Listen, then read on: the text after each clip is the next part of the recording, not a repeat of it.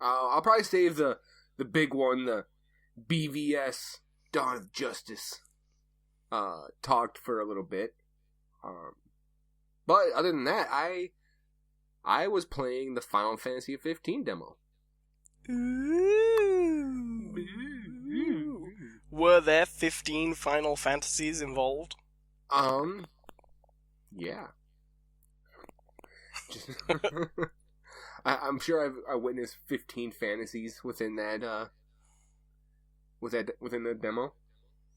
Fantasies that I was playing a different game. No, I actually enjoyed it in a weird way. See, I heard it was terrible, but I did like the look of the first trailer, so I've been meaning to give it a go. Okay, so here's the thing. It was terrible in the sense of technical aspects, which the developers actually come out and addressed.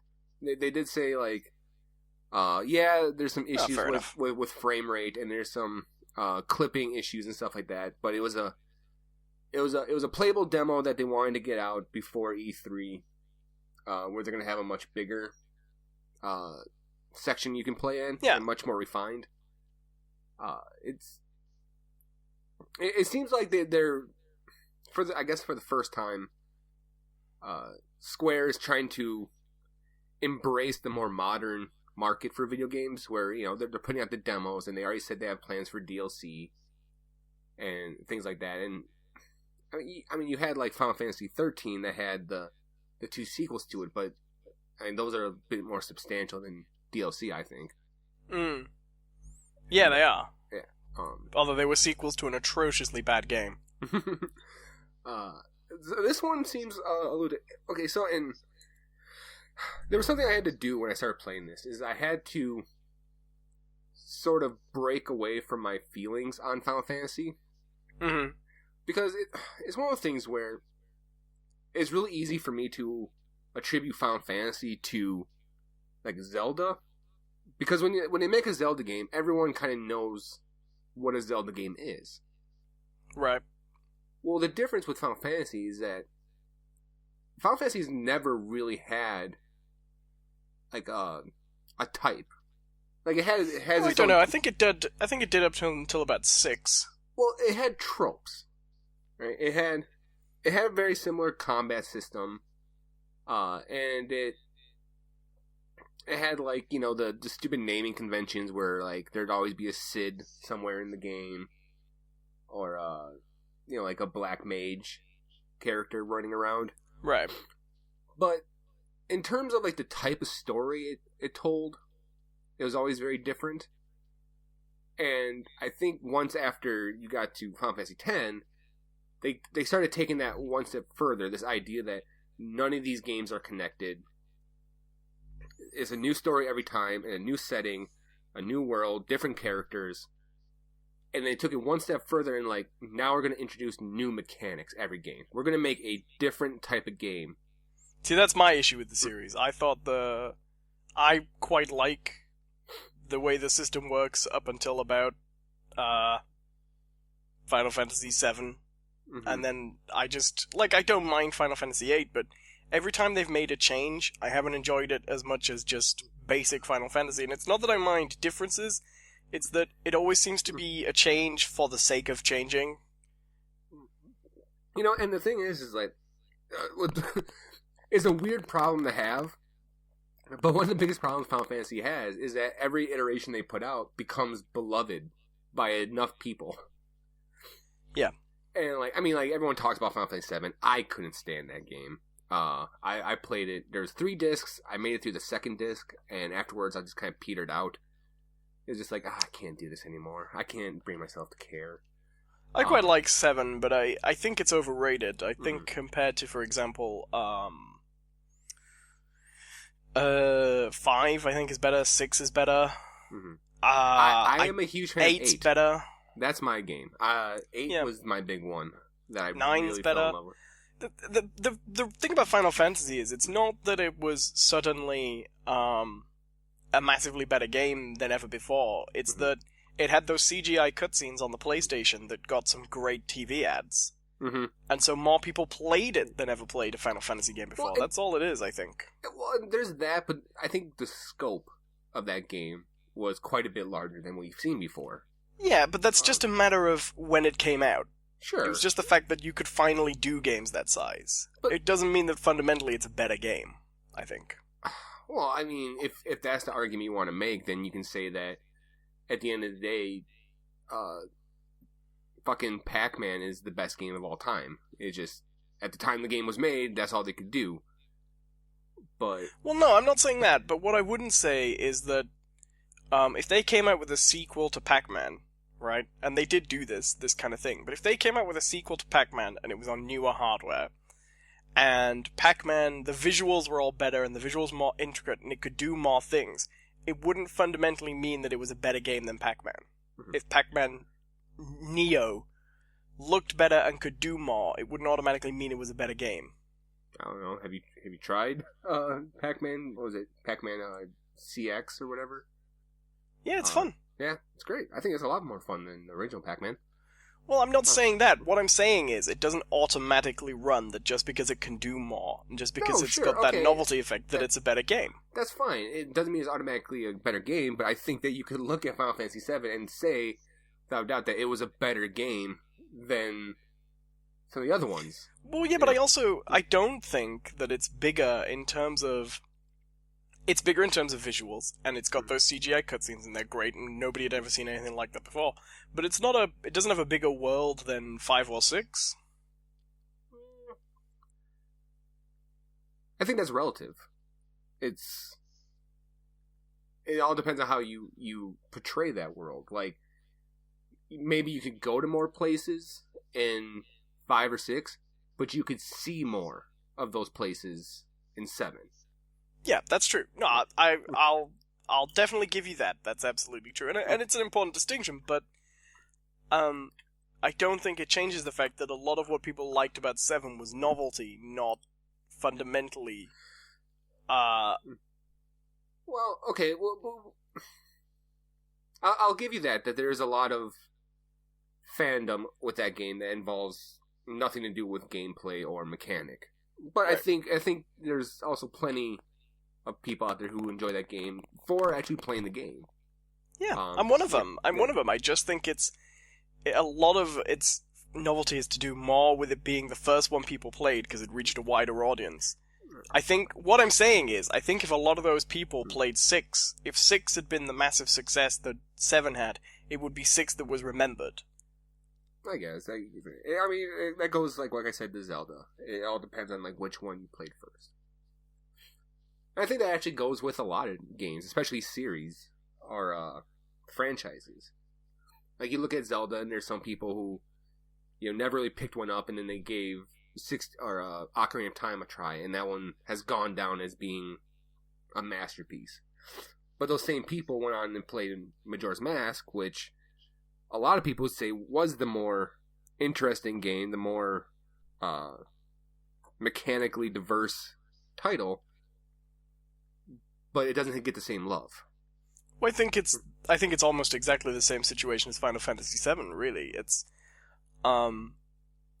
Zelda was Ocarina of Time was the first 3D Zelda, the first to kind of really make you feel like you were there in the environment, the way 3D games do that 2D games don't. Right. Well, I guess what I'm saying is that when it comes to these series, when the games kind of vary. I guess it's kind of hard to put Zelda in this group because those games, other than setting a little bit, don't really differ in their approach. But I think it all comes down to which one you played first, which one.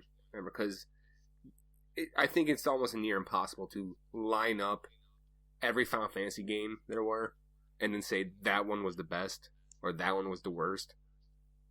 Because they're so different. They're so radically different.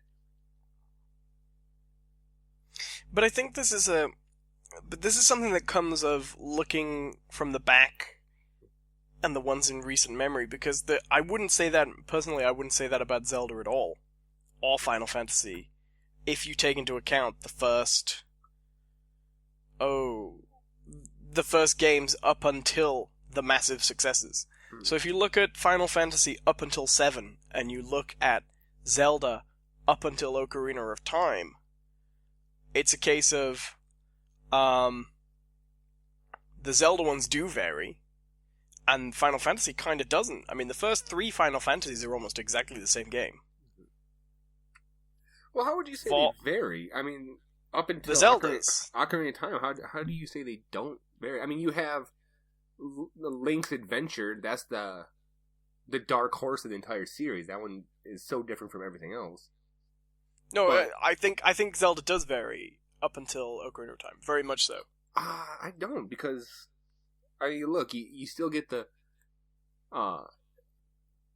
Well, firstly, let's take the very first Zelda game. That is a completely different game. There's never been a Zelda game anything like that first one. At all. It's a totally different game. It's very, very, very minimal on story. You go straight into an overworld, and within that overworld, you get enemies. It's full real-time combat, and I know Zelda always has real-time combat, but it doesn't always have real-time combat like that. It's you with a sword. You acquire hearts. When you acquire hearts, you fill up a power. You get a special ranged attack, and then you enter these dungeons. And these dungeons are more like they're more like mazes, and they don't play like the other dungeons. Zelda 1 there's never been another game like Zelda 1 until whatchamacallit, what's it called? Binding of Isaac, which is basically Zelda. See, I don't know. I guess I have a hard time separating the original Zelda from A Link to the Past. But A Link to the Past is nothing like the original Zelda. The 2 games couldn't be more different in how they play. No, those games are very, very similar. They're totally different. No, totally you're a lunatic. Different. They're the same game. They're totally different. Is it Link to the Past has a little bit more dressing on it. That's the only thing that's different. No, not even remotely. For example, Link to the Past has full areas where there's no combat at all. And then when you get into the combat areas, they are very, very, very tight. They're corridors. They've got a very linear structure. It's a very visible setting. The dungeons in Link to the Past are nothing like the dungeons in Zelda 1. No, the gameplay feels totally different. You still run into rooms full of enemies that you have to clear out to open a door, but the only difference is that when you move from one screen to the other, there's not like the transition. It's more fluid, but it's still the same setup. I would say the rooms where you have to clear them to open the door is probably the only similarity. And you run through the dungeons, you find a key, you find a compass, and a map. You know, they're the same. And then you fight. No, they don't feel remotely the same. There's a much greater emphasis on gadgets. There's a much greater emphasis on. Sure. Once again, what I said, it was more dressing, but the gameplay and what you're doing never changed. It never changed. I just don't see that at all. I don't see The Legend of Zelda and Link to the Past being that similar. I mean, Zelda 2 obviously is a totally different game. Right. And it's terrible. And then, I guess, there's Link's Awakening, and that's pretty much the same as Link to the Past, because it's supposed to be like a handheld sequel. Mm-hmm. But then Ocarina of Time is quite different, gameplay-wise. But well, it's different in the same way that every 3D version of a 2D game is completely different. Yeah. But yeah, I just don't think... I don't think the gameplay is that similar between 1, 2, 3, and Link's Awakening as it is from Ocarina of Time on. Because from Ocarina of Time on, there's zero change. There's barely even dressing. No, I agree. After Ocarina of Time, those games have become very, very homogenous. Yeah. I mean, I guess there are outliers. You know, you have the Wind Waker. Mm-hmm. Wind Waker at least looks very different, and it does feel different in tone. Right. And I know that's not a big difference, but when you look at Twilight Princess, yeah, it's got that wolf thing in it, but it's just Ocarina of Time. It feels exactly like Ocarina of Time. That's what I mean. It's like I equivalent. I think that like the wolf thing and the gadgets in A Link to the Past aren't necessarily changes to gameplay. They're just little additions. That's why I. I just that's don't why think... I could say that. Link to the Past and the first Zelda are very similar. Because I don't think they're fundamentally similar at all, though. See, when I play those games, I feel like I'm doing the same thing, and that's an important thing. It's like I feel like I will say this though. You're right. They are. I guess for me, they are fundamentally okay the same, but they're more different than Ocarina of Time to Twilight Princess are. You know. Mm-hmm. And can I also just... This is almost a total tangent, but I just want to make this point. I would so much rather be playing a game like Link to the Past than Ocarina of Time. Yeah. Well, I mean, that's why, Link Between Worlds did so well. Yeah. You know, and see, like that, even though it's kind of the... Well, once you get into that, you deal with the weird timeline of Zelda, which is a bunch of bullshit. Yeah, it's not even worth considering. Yeah. It's an answer for a question nobody with any brains really asked. Right. It's...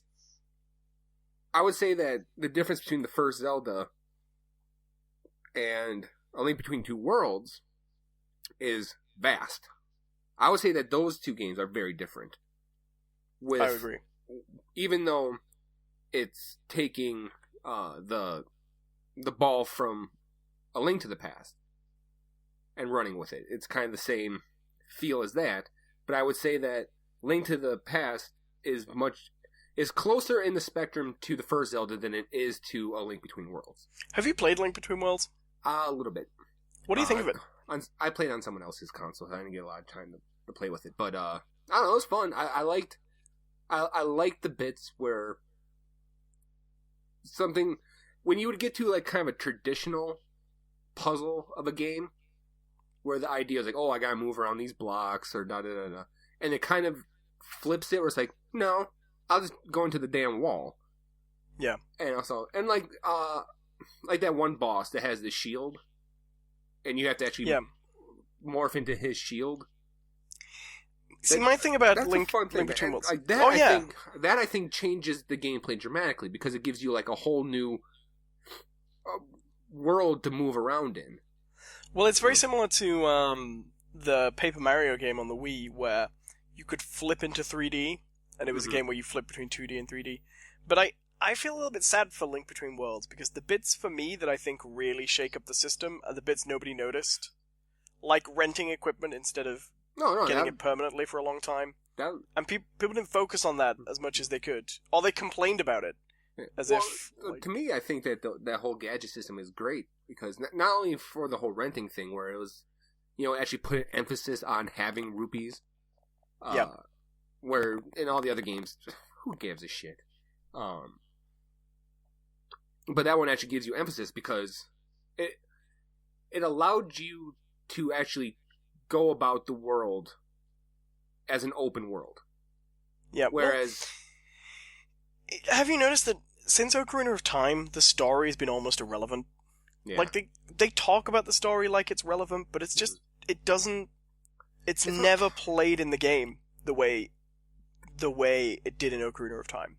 Or Majora's Mask. The problem is, Majora's Mask is the one that's way out there, right? Because the story isn't rescue the princess, stop Ganon. It's, dear God, the world is going to fucking end. Yeah, figure it out. And it does that. It uses that to create such a different game.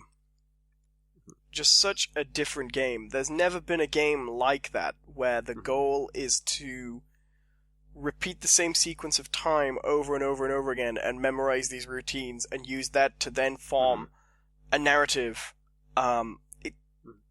It's so unbelievably perfect the way it comes together. Yeah, I mean, that's such the outlier of all these games, and it's a shame that they don't make an attempt to, like, I don't want to say copy it, but you can definitely tell that after Ocarina of Time, they felt that they had garnered enough goodwill and enough financial success that they could do something different. Yeah, and then it didn't go down well at all. Right. I think it still sold just fine and everything, but it was one of those things where, like, we didn't get Ocarina of Time, and that unfortunately has led us down this path of now every Zelda game is the fucking same thing. And then Yeah. you had Wind Waker in the mix, which I think was also very much different than the rest of the games. Wind Waker is probably my favorite 3D Zelda, because I'd put Wind Waker there and say it's the last time I felt like they were putting any fucking effort in. Mm-hmm. But it got the same Majora's Mask treatment, where it's like, we didn't get Ocarina of Time. People hated Wind Waker from the minute they saw the first trailer. Right. And it's funny too, because everyone was garnering for this darker... Because did Wind Waker come out before Twilight Princess? Yeah. Yeah, because everyone was like, wanted this darker Zelda really badly. Like, everyone was garnering for it. It was like, oh, come on, give us a darker Zelda, and, please make it a more serious game. And then they got Wind Waker. Yeah. Which had, the cel-shaded look, but so it's still kind of dark in a weird way. Great game. I love Zelda. And then they finally got their goddamn dark game with Twilight Princess, and it was kind of bad. Yeah, and all they ever do is bitch about it. I mean, Twilight Princess has been unbelievably unloved, but then I was really surprised how much people really loved Skyward Sword, and I thought that was terrible. Yeah, I didn't like that game at all. That's a weird one. Like, I've heard... That is the one Zelda game that I cannot place my finger on the pulse of how people feel about it. It's a very odd game, and part of the problem is it feels so much like it's made of other Zelda games, like they've tried. There's an awful... Part of the problem is, it begins with your character on basically a flying island. You live on these flying islands, and you race these birds. Mm-hmm. And so the whole fucking... I mean, you know what Zelda games are like. You know that you're not actually going to be allowed into the game until you've been handheld for at least 5 hours. Yeah. That's not even an exaggeration. It usually takes that fucking long. Mm-hmm. The whole of that is to do with winning this fucking bird race. And I hated that section. I hated that section thoroughly, completely. I hated every single thing in that game that happened up until the princess getting kidnapped. Right. Well, what kind of annoyed me was when I first saw images, I really enjoyed the look of Link in that game at the beginning. It looks a great game. Yeah, like he has like the beige tunic sort of shirt and then actual pants. They finally gave the fucking real pants. And that was great. And he didn't have the stupid little hat on. I was like, oh, cool. But then I saw clips from that game later on, and he's wearing the fucking green tunic and the tights. It's like, no, we don't need this. That's the sort of shit that we don't need in Zelda games anymore. We don't need a fucking moment where he finds the Master Sword. We don't need a moment where he dons the green outfit. We don't need it. Nintendo has this issue where they don't realize why their games have been successful. Like, you see this with Mario. They think people love Mario because it's Mario. And, this Mario Galaxy isn't selling as well as Mario Brothers? Well, they obviously, Galaxy 2 came bundled with a DVD, this really condescending DVD telling you how to play the game. They move Mario like this to run forward. They think that the reason 3D Mario doesn't sell that well is because people can't play it. And it's not that. People like the 2D one more. I like the 3D Mario. This is not a criticism of the 3D Mario. I personally would rather play Mario Galaxy than Mario Brothers, even though I love Mario Brothers. But the vast majority of people prefer and identify with that 2D Mario game more than the 3D one, among non-gamers. Yeah. But they don't get it. They don't get why people who love Mario Brothers don't want to play Mario Galaxy. They don't understand. They cannot understand that even though they star the same character, those are two fundamentally different games. They just can't seem to figure that out. Well, okay, so I agree. And the funny thing is that it's almost the exact opposite problem when it comes to Final Fantasy. Is that, especially after 10. Because I think, when you get through, you could say that you have 1 through 6, all kind of not really changing a ton. I mean, I think those games are radically different from each other in weird ways. But but the gameplay is essentially the same. They play the same. And then Which I like, by the way. I would like to see RPGs go back to that gameplay. Mm-hmm. I like it, and I think it's a very simple method of gameplay that doesn't get in the way of the story if you're doing a story-driven game. That's all I'm going to say on the matter. Continue. Right. Well, then you get 7 through 10. And those also kind of all follow a similar combat system, and I would say like the magic systems are fairly similar. I mean, I guess 8 is way out there in terms of magic, but... Yeah, but if you look at it, Final Fantasy VII is the same as all other Final Fantasy games, except for the materia system. Mm-hmm. Which is a great system. It works, but it's... I didn't care for it. It's... But then you get... Okay, then they came out with 10-2, which was kind of like another weird outlier in terms of series. But then you get 11, which is an MMO. 12, that starts to introduce a more active combat system. Yeah. And then you get 13, which goes so off the rails in terms of combat. And then, okay, so then that leads us to, I don't know, 14 was another MMO. I have to say, though, before we move on from 13, you know how you were saying earlier about craft beers and how you sort of slowly realized that you... Did we even include this in the podcast? I don't know if we did this before the introduction, but you were saying how you'd made beers with your friend and that you wouldn't admit that you'd failed. Right. Have you ever been so hyped up for something that you can't admit you're not enjoying it? Oh, yeah. When I played Final Fantasy XIII, I was so excited because I hadn't had a PS2, so I hadn't been able to play a new Final Fantasy game in ages. I'd played 12 later on and liked it. Mm-hmm. I'd played 10 and... Yeah, there was only 10 and 12 on the PS2, wasn't there? I know 11 was... I don't count 11 as a Final Fantasy game. Was 12 on the PS2? I thought that was the first next-gen one. No. 13 was the first next-gen one. So I was so thrilled. So thrilled. You can look it up. It was. I'm here. I can hear you Googling it. So I was so excited. Because I used to love Final Fantasy. And it took me 8 hours of playing the game to admit I hated everything about it. Like, first hour I was like, yay, Final Fantasy! Woo! It'll get good soon. Second hour, I was like, this is cool, look at these, beautiful cutscenes, stuff be happening. And I remember just saying to Beth for 2 days running, so great to be playing Final Fantasy, listen to that, da-da-da-da-da. Oh, it's wonderful, woo, yay! And then I just remember playing it, and Beth actually sat down to me, and she actually said, you still enjoying your game then? Yeah. And I just said, you know what? No. I haven't enjoyed a single fucking thing since I turned it on. I've been playing it for 8 hours. And then I went online to see if people felt the same, and it had amazing reviews. And I saw one comment saying, is anybody else not liking this game? And the first reply said, it gets really good after 15 hours in. Yeah, that's what I kept on hearing about that damn game. Because I never touched 13. Like, I wanted to, but it was just one of those things that it always fell under my radar. Every time I wanted to try it, something else would kind of pop up, like, ooh, you know. But, so, it's one of those things where I essentially tuned out Final Fantasy when 12 hit. Because 12 was another one where I really wanted to play it, I really wanted to try it.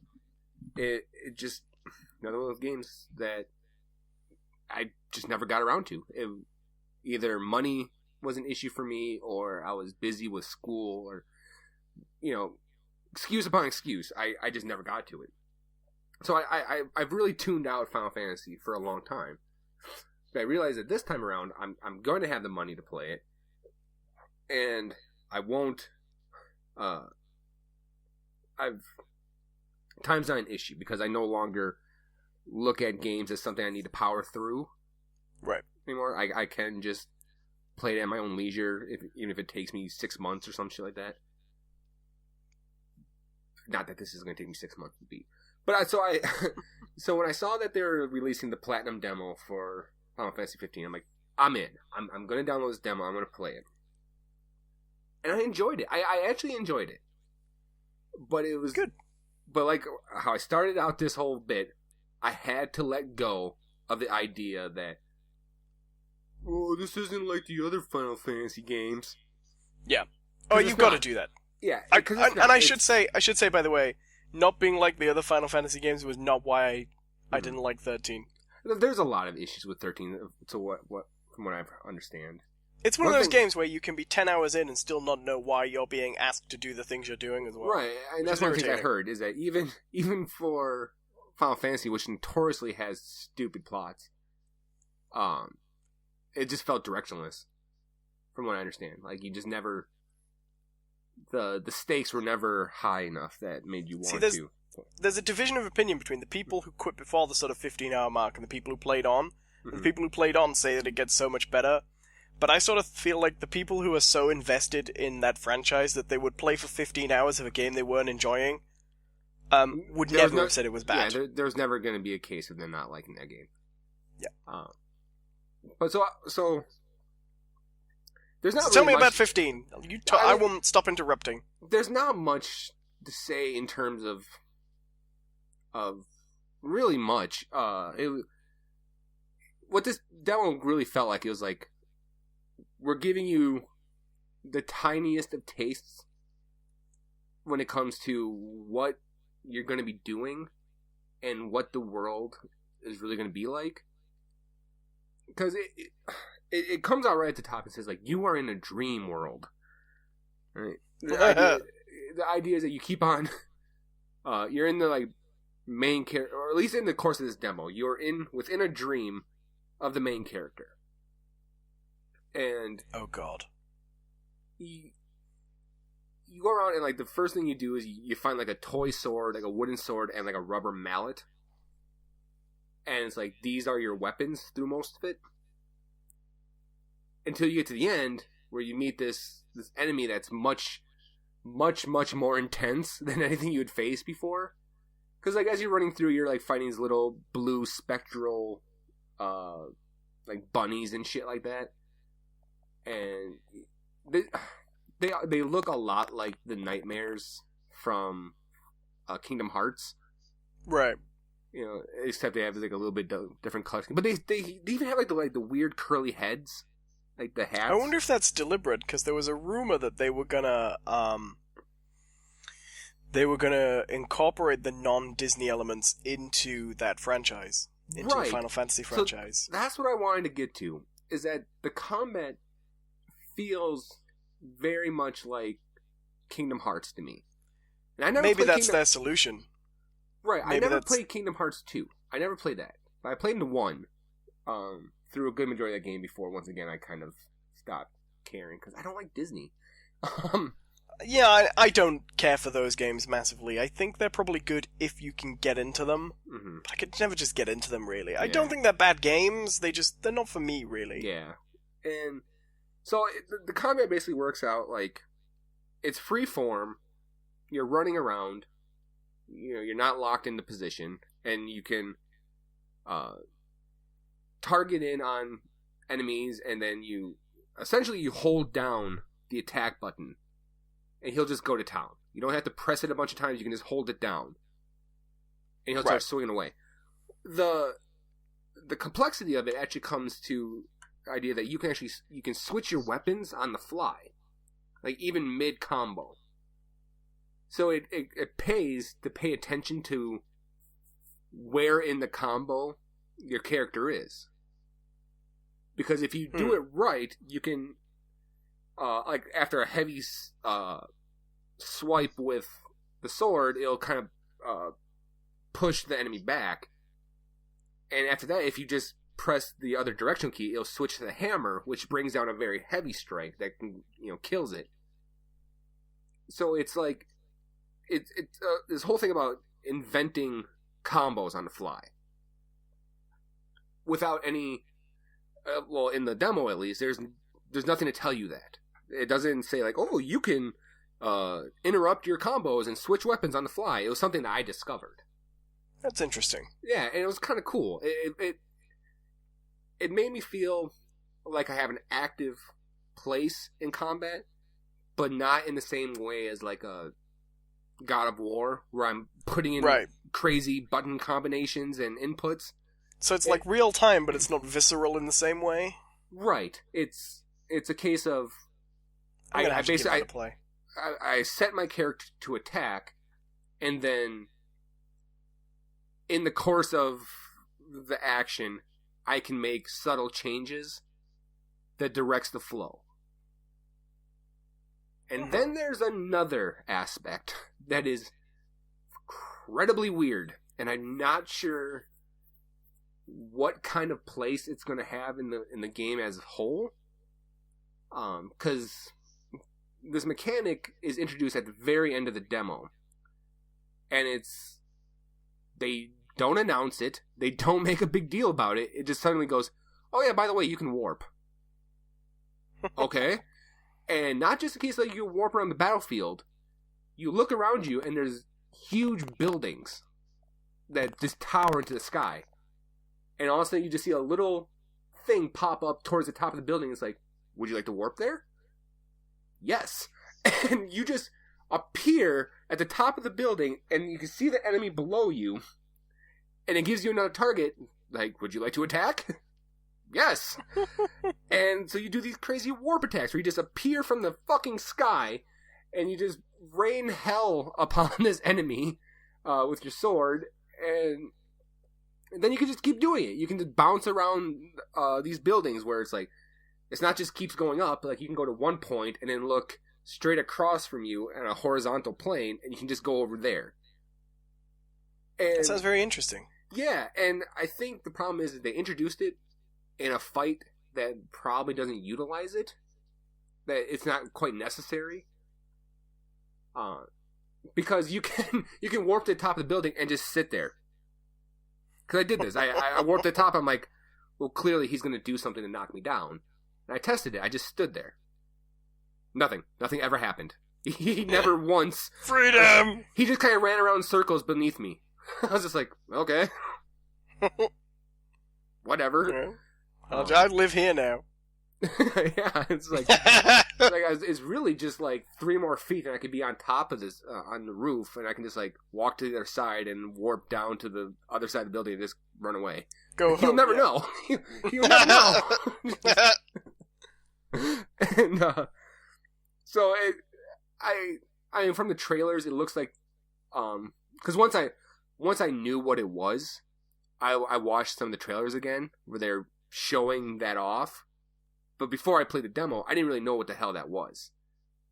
But now that I know what was going on, when I watch the trailer, it does appear that there's going to be some fights that where you're fighting like flying creatures and monsters that also utilize verticality. Yeah, that makes sense. So, which is exciting to me, because I think that's gonna... Well, here's my thing with Final Fantasy. I just wish they'd just pick one. Like, they don't have to do turn-based combat if they don't want to do it anymore. Mm-hmm. But if they want to move on to real-time combat, just do real-time combat and do it right, you know. Do you know what I mean? That's the thing. I don't think they want to.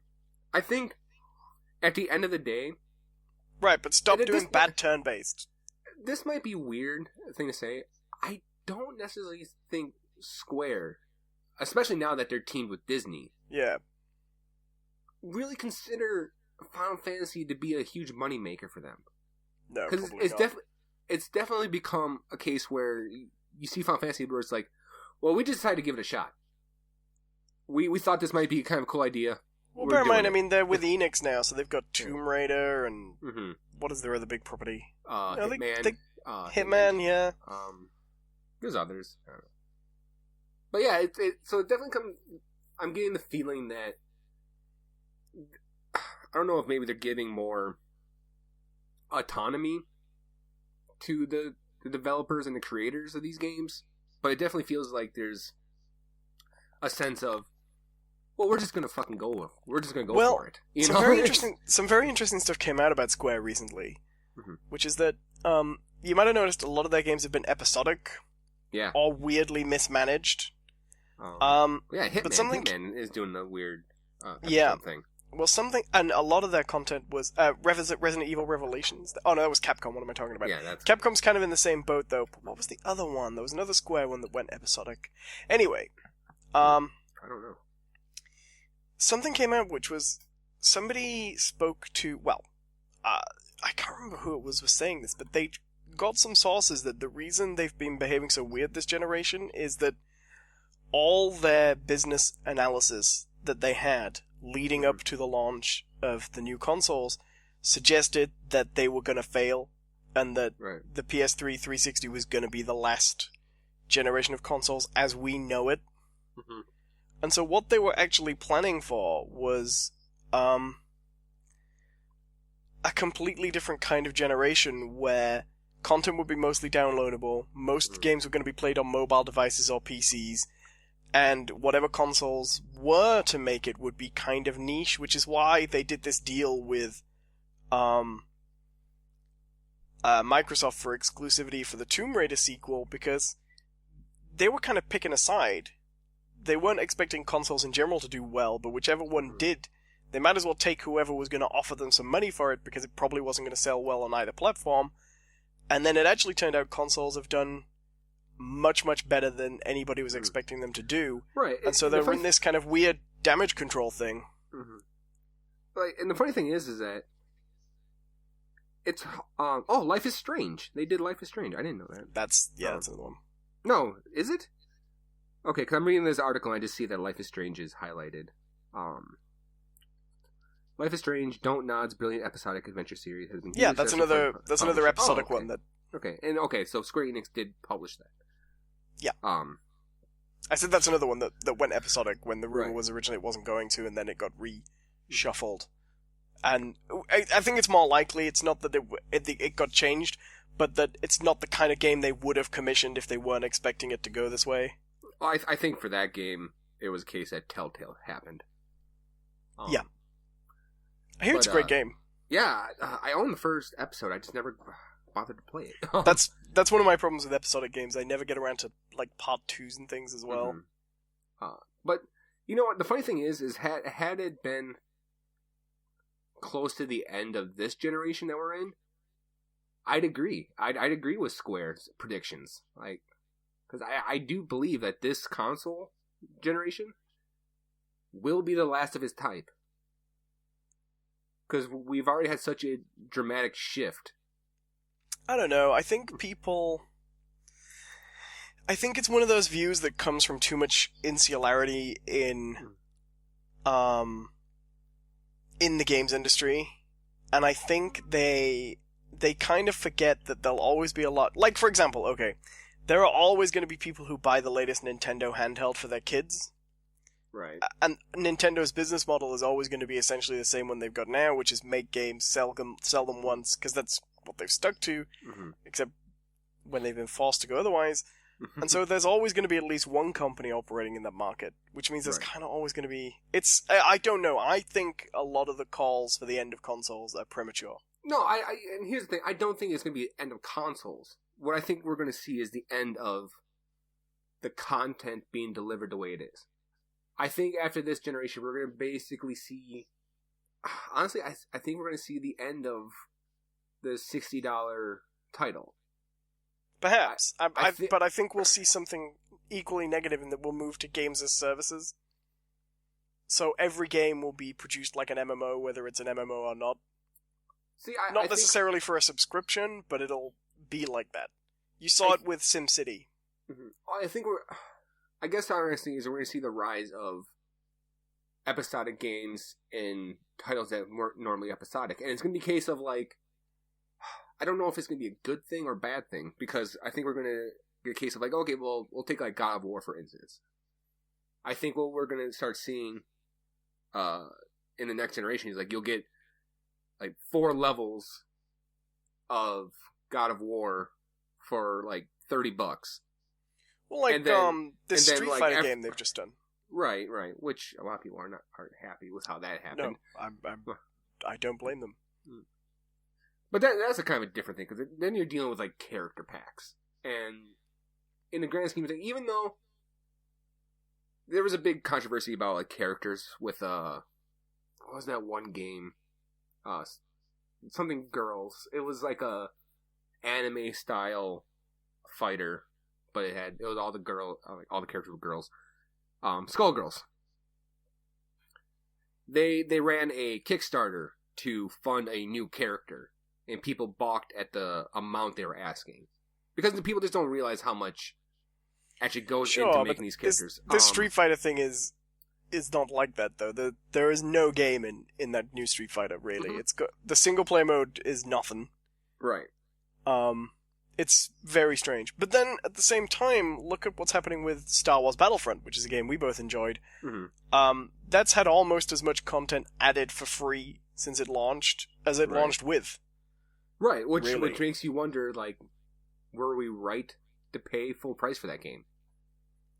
Right, because on the one hand, we didn't pay any extra for the content. Mm-hmm. But were we paying $60? I mean, that game's £25 now. Right. And it was £50 when I bought it. Could I have waited and got that and got all this extra stuff for free anyway, you know? Mm-hmm. It's a strange thing. Well, that's what I'm saying. Is like I think we're going to see a shift. Instead of paying full price for maybe not the entirety of the game and then getting free content later, I think we're going to see a more of a model of we're going to pay less at the onset, but have every one of those dollars fulfilled, and then when more comes out, the same thing, a cycle. My only issue is, and this is something where games publishers have not been very good in the past, is if you're going to move to that, you need to be open about it. Mm-hmm. Right, because I want to have a problem with if I paid $30 for Battlefield, and then once they released, like the Outer Rim stuff and the new maps and everything like that, paying another $30. Or if they said, it's $60, and in 6 months you'll have double the content you've got on day one. Mm-hmm. But if you pay $60 now, you'll get all that content a week earlier, and that's the trade-off, because you're supporting the game in its early weeks. But they told you that was how it's going to be, Right. Because at this stage, we never find out what's going to be free content and what's going to be paid content until the DLC's almost ready to arrive. Right. And the problem is that when they do it like that, it'd be one case if it was, a startup company, maybe like an indie game. But when you have, right, but this is the second largest games publisher in the world. Right, when you have the full power of EA and Lucasfilm and, essentially Disney behind you, playing fast and loose with content and what should be free and what shouldn't be free isn't acceptable. Yeah, and you're also talking about the third entry in one of the most successful Star Wars series of games as well. It's not like it's an untested franchise within all that. Mm-hmm. Yeah, it's a strange choice. Yeah. I will say, though, I've never regretted buying Battlefront. No, me neither. I had a great time with it. I haven't played it much at all. I was playing it the other day, and there's a new map on there that's Endor in a forest fire. It's beautiful. Oh, cool. Yeah, I'll check that out. But it's just... I enjoyed it for how long I played it. I played it for probably a month and a half, pretty consistently, and I had a lot of fun with it. And it just got to a point where new things started coming out, new titles, and I don't regret my decision. I'm the same, but I know I'll jump in again at some point. But it's a case of when I hear about new maps being brought out, what do they have plans for a new hero soon? Yeah, well, they've added it. It's Nien Nunb. Who? The guy from Return of the Jedi sits next to Lando. Oh, really? He's the playable hero? Yeah, and there's a villain one as well. I forgot who it is. Is it Greedo? Greedo, that's it. Yeah. What a dumb choice for heroes. Well, but, when you think about it, you could have had Lando. Yeah. They were like, let's go with Nien Nunb. Yeah. Yeah, you could have had Lando. You could have had what was that? The killer robot. Maybe there's likeness rights. ID-88 or something like that, or yeah, but they already had their villain. They had Greedo. But even with likeness rights, I bet you could find someone on the hero. Chewbacca. He's just a mask, isn't he? Right. You wouldn't need to get anyone. It's a weird choice. I will say Wedge. This, though. You could have had Wedge. That would have been great. You could have had Wedge in just the firefight mode, right? That'd have been amazing. I got into an argument with someone about Battlefront, though, and it sent me on a little tweeting rampage, because somebody was saying, oh, it's so dumbed down, you know, it's. I feel like I'm a competitive, like, great Black Ops player, but... Then play Black Ops! When I'm For playing... fuck's sakes! When I'm playing Battlefront, I'm surrounded by, like, casuals and kids blasting everything. You know what? That's somebody who is great at a different kind of game and can't take that they're not great at a different kind of game. Right. And it really irritates me because this is like, maybe this is kind of weird, but I've never played online shooters, right? Mm-hmm. I don't enjoy Call of Duty for all kinds of reasons. I find game set in real war slightly distasteful. I have a lot of issues there. I'm irked by games where what you mainly seem to do is shoot brown people. Right. Even when they try and justify it in the plot, it bothers me. But when it comes to the actual gameplay, it's rarely any better because the campaigns are not worth the entry price. You have to like the multiplayer because that's what you're paying mostly for. But they're huge, these games. All my friends play Call of Duty. All my friends play Battlefront, Battlefield. All my friends play these games, think they're wonderful, love them, great, play all the time. And they're always telling me I should get into them. Fine, great. And I never see the appeal. Mm-hmm. What really, really bothered me with Battlefront was I didn't expect all those people who played Call of Duty to suddenly get on Battlefront, because they're not Star Wars fans necessarily. It is a different kind of game. It feels very different. But it's no more or less difficult. A primarily multiplayer game is no more or less difficult than any other game. It's only because the goal is to be better than your competition. So the best players in Battlefront will pose as much of a challenge as the best players in Call of Duty. Mm-hmm. But I loved that game. I really enjoyed that game. And I would talk to my friends who'd always been trying to get me into Call of Duty and things and say things like, oh, I finally understand it. I finally understand why you like that game. And it's great. I feel like I'm more part of the conversation again. And what do you get? Oh, it's dumbed down. Oh, it's boring. Oh, it's not this. And it's so... Why be so petty like that? You know, and the funny thing is, I think there are games that exist in the first-person shooter genre that do exist outside of... that you can say that there's no comparison. Right? It's... Because I would say, like, if you look at, like, a Counter-Strike... Yeah, or Rainbow Six. Yeah, or Rainbow Six, as opposed to a Battlefront, I think you're dealing with two radically different games. But they're almost strategy games as well. Right. But when you deal with something like Call of Duty... Because I've played Call of Duty, and so I can actually speak from experience, and I played quite a bit of it. When you get down to it, there isn't a ton of strategy. It's a case of you find the gear that works best for you, that you enjoy using, and then you enter in these arenas. Yeah. And you just practice. Yeah, and you just blast and blast and blast, you know?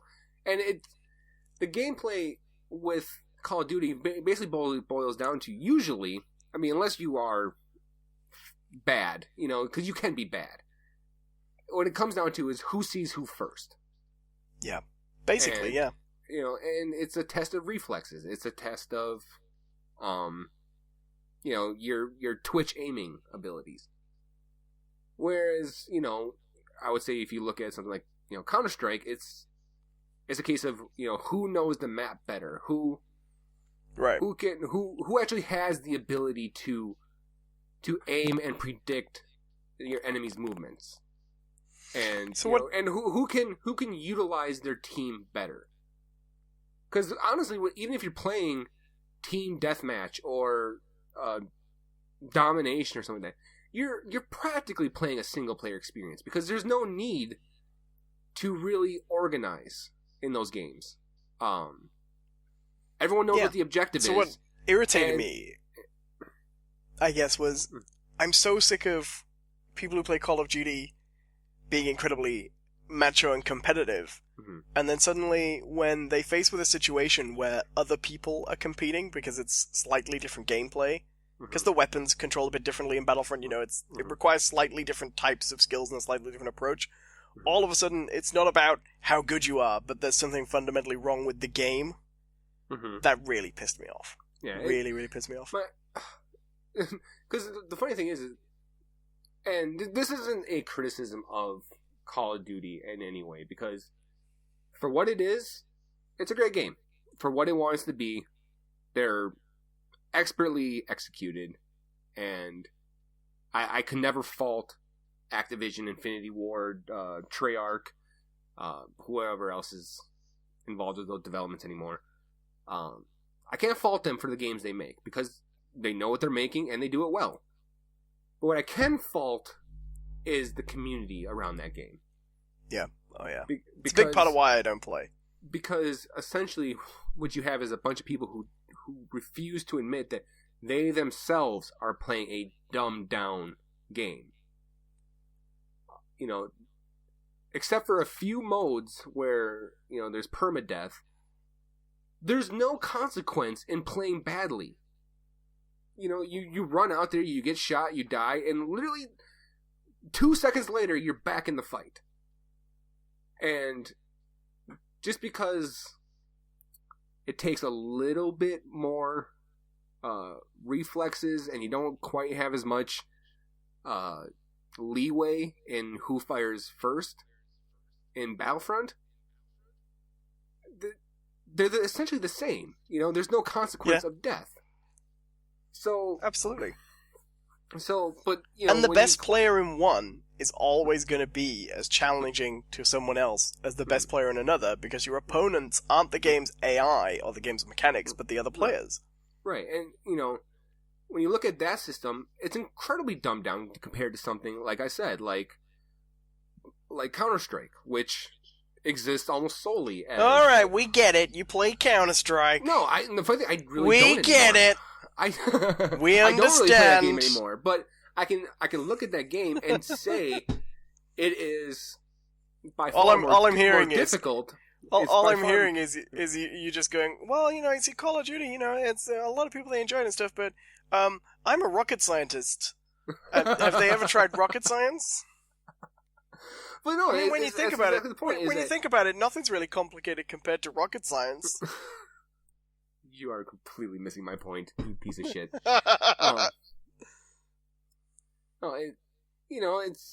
When you get down to it, you can look at certain games and say objectively, these are more difficult games. When you put Call of Duty side by side with something like Battlefront, the degrees of difficulty don't change. They're almost identical. Yeah. They're almost identical. The only difference is Battlefront has limited range on the guns. Mm-hmm. And that's a difference because of the universe. There's literally no difference. I don't get it. I mean, you can make some valid criticisms, like in Battlefront, until recently you couldn't properly set up your matches in the same way. It had a real jump-in feel, but that's a different feel for the approach to how people play the game. It's not... And that's not any sort of... modifier on the difficulty. It's a modifier on experience. Yeah, you could make a Call of Duty game tomorrow with that system, and then claim you were marketing towards a more arcadey crowd, and nobody would complain. Well, some people would, but you know what I mean. But, video games, right? Video games. Yeah. What a world. The last thing I wanted to say, though, about Final Fantasy 15 is it's actually very cool to look at. And I'll say this, is that in the demo, you can kind of tell that the graphics aren't 100% finished. They look as if they could be a final product, but you just kind of get the feeling that it's not quite all there. And they do a pretty good job of showing you the kind of worlds that you're going to be in and the scope of things. And they do some weird things too, where apparently they're going to try to, if this is any indication, they're going to try to put interactive environments into the game, because there's a section of the demo where you're like in this, you're very tiny in a kitchen, right? And you come across like this building of blocks, that apparently like your character made while being awake, and now you're interacting with it in a dream. So you can actually transform into a little truck and knock the blocks over, and they react dynamically to how you do it. And that's interesting. So there's these little things, and then there's a lot of these like little plates that you can step on that drastically change your world. You'll step on one that says time speeds up, and then you now looking in the same environment except at night. But you don't need to. You don't actually have to step on those. They're optional. There's a lot of weird things going on in the game, and I wonder how much is actually going to get utilized in the game and how much of it was tech demo stuff. Right, because it's quite a... It's almost like the PT demo, isn't it? In that it's not explicitly a section from the game, necessarily. Right, exactly. This definitely feels separate from the game that you will be playing. Man, I miss PT. I'd love to play that again. But anyway, that's what I have to say about video games. Yeah, an hour and 22 minutes in. Are we gonna have to cut all this for a Biscuits extra again? Eh? We could. Eh? But we do need to pause. Sure.